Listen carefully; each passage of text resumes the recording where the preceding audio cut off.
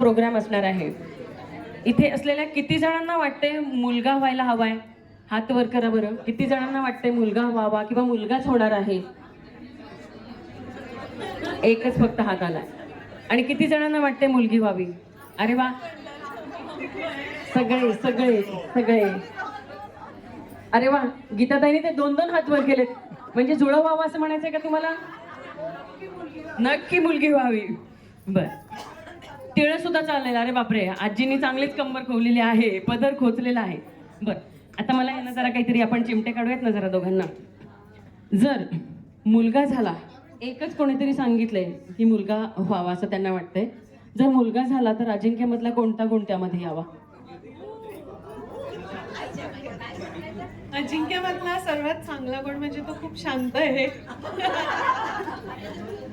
तो सज्जन आहे.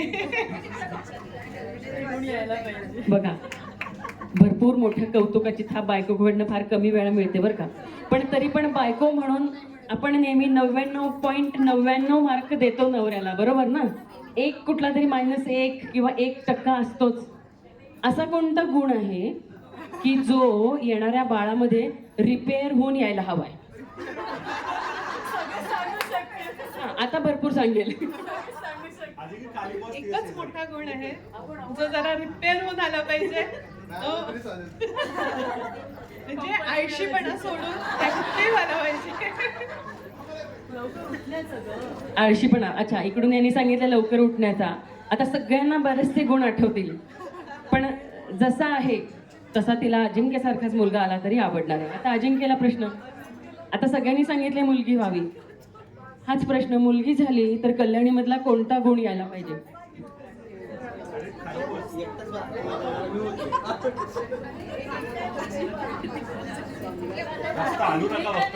हलू नका. आनंदाने मनाने झोके घ्या, झोक्याचे झोके घेऊ नका. बर, कल्याणीमधला कोणता गुण लेकीमध्ये यायला हवा असं वाटतं? कल्याणी खूप कॉन्फिडंट आहे, सो तोच मला जास्त आवडतो. अच्छा, सांग. म्हणूनच मी काय म्हटलं अजिंक्य आंट्रोवर्सी खूप ऍक्टिव्ह आहे. म्हणजे परमेश्वर किती सांभाळून जोडी बनवतो बघा. आता सगळे म्हणतायत म्हणून मला तर काही विचारा वाटला नाही बरं का. तो आळशी असला तर ही ऍक्टिव्ह आहे. प्रत्येक ठिकाणी असंच असतं. आता असा कोणता गुण आहे, आता तुम्हालाही संधी आहे की जो रिपेअर होऊन यायला हवा आहे? ते बघते तुझ्याकडे, डोळे मोठे करून बघतीये. जर सांगितलंस तर घरी माझ्याबरोबरच यायचंय, हो ना? असं काही नाही, ते नंतर बघून घेईल त्याला. आता तुम्ही सांगू शकता तिच्यातला कोणता गुण रिपेअर होऊन यायला हवाय? चिडखोरपणा. मनात असं भरपूर काही दाटून आलं होतं त्याच्या, किती सांगू आणि किती नको. पण त्यांना आपल्या एका शब्दात अंडरलाईन करून चिडखोरपणा. त्या चिडखोर मधल्या अंडरलाईन सगळ्यांना समजली असेल. पण साहजिक आहे, या काळातली ही चिडचिड हळूहळू कमी होणार आहे. कारण झाडाला फळ लागल्यावर झाड जसं वागतं तसं आता ही सुद्धा काही काळाने वाकून शांत, समंजस आणि अंगाई सुद्धा गाणार आहे. बर, आता आणखीन एक प्रश्न. तुम्हा दोघांना मुलगा हवे की मुलगी हवी? मुलगी हवी. तुला? काही काही चालेल, हे खूप छान आहे. मुलगाच पाहिजे अशी नाही आम्हा हाव, मुलगाच पाहिजे अशी नाही आम्हा हाव, भाग्यवान समजेन झालो मुलगीचा बाप, भाग्यवान समजेन झालो मुलगीचा बाप, असा अजिंक्य म्हणतोय. आपण काय म्हणतो मंडळी? मुलगी, पहिली बेटी काय म्हणतो? पहिली बेटी धनाची पेटी. बरोबर आहे का? बरोबर आहे का? सगळ्यांना असंच म्हणायचंय का?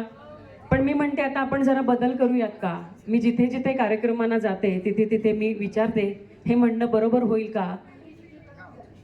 नाही. पहिली बेटी धनाची पेटी ऐवजी आपण इथून पुढे पहिली बेटी सुखाची पेटी करूयात का?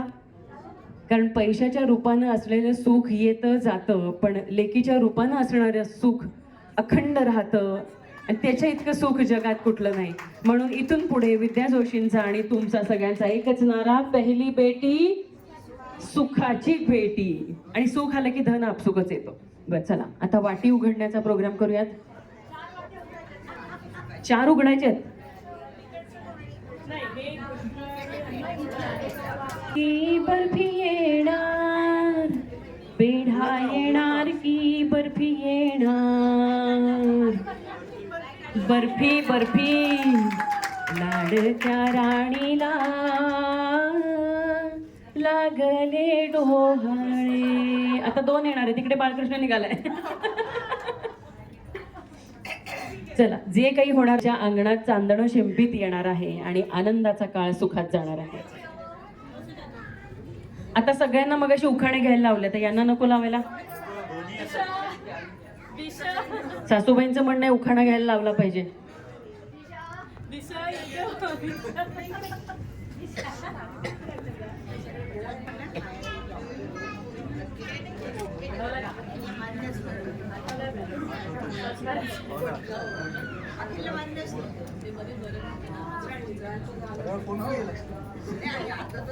मनाने दळवळला परिसर, अजिंक्यच्या सहवासात जीवन होईल सफल.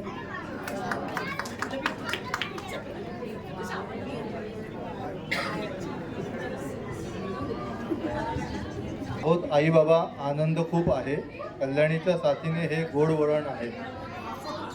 उखाणा घेतलाय. होणार आहोत आई बाबा, होणार आहोत आई बाबा, याचा आनंद खूप आहे, कल्याणीच्या साथीने आयुष्यातलं हे गोड वळण आहे.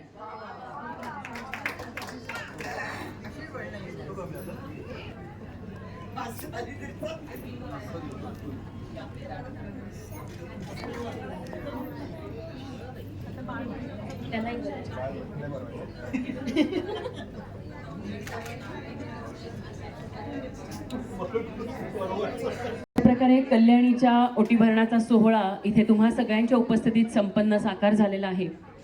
सविताताईंच्या विनंतीनुसार आणि परवानगीनुसार मी माझा परिचय करून देते. मंडळी, मी सौ विद्या जितेंद्र जोशी, आकाशवाणी पुणे केंद्रामध्ये प्रासंगिक निवेदिका म्हणून काम करते. आज माझा घसा प्रचंड बसलेला आहे आणि मागच्याच आठवड्यात एक छोटासा अपघात झाल्यामुळे त्याचं दडपण, त्याचं प्रेशर अजूनही तितकंच आहे.